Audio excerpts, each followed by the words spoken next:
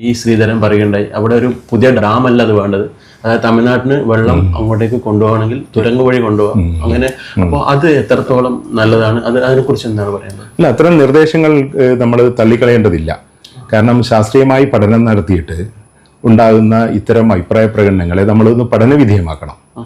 അപ്പോൾ ഈ അഭിപ്രായം പറയുന്നവരൊക്കെ ഏതെങ്കിലും രീതിയിൽ അത് സംബന്ധിച്ച് മനസ്സിലാക്കിയവരോ അല്ലെങ്കിൽ അവരുടെ എന്തെങ്കിലും പരിചയ സമ്പത്ത് വെച്ചിട്ടോ പറയുന്നതായിരിക്കാം. അപ്പോൾ അത് നമ്മൾ എന്ത് ചെയ്യണമെന്ന് പറഞ്ഞാൽ, ഇതുമായി ബന്ധപ്പെടുന്ന ഡിപ്പാർട്ട്മെൻറ്റുകൾ അവർക്ക് ഇതൊക്കെ പഠിക്കാനും മനസ്സിലാക്കാനും അറിയാനുമുള്ള സംവിധാനങ്ങളുണ്ട്. ആ സംവിധാനങ്ങൾ ഉപയോഗിച്ചുകൊണ്ട് ഏതാണ് നമുക്ക് ഏറ്റവും കൂടുതൽ അനുയോജ്യമായത് അത് ചെയ്യണം. കാരണം നമുക്ക് അപകടം എപ്പോഴും പതിയിരിക്കുകയാണ്.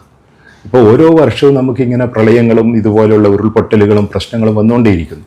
ഇനി നമ്മൾ അമാന്തിച്ചിട്ട് കാര്യമില്ല. ഇനി നമ്മൾ എന്താ ചെയ്യണമെന്ന് പറഞ്ഞാൽ, ഇത്തരം മേഖലകളെ പ്രത്യേകം തിരിച്ചറിഞ്ഞുകൊണ്ട് ഇപ്പം തന്നെ ഇക്കോളജിക്കൽ ESA എന്ന് പറയുന്ന വില്ലേജുകളും ESA എന്ന് പറയുന്ന സോണുകളൊക്കെ ആയിട്ട് തിരിച്ചിട്ടുണ്ട്.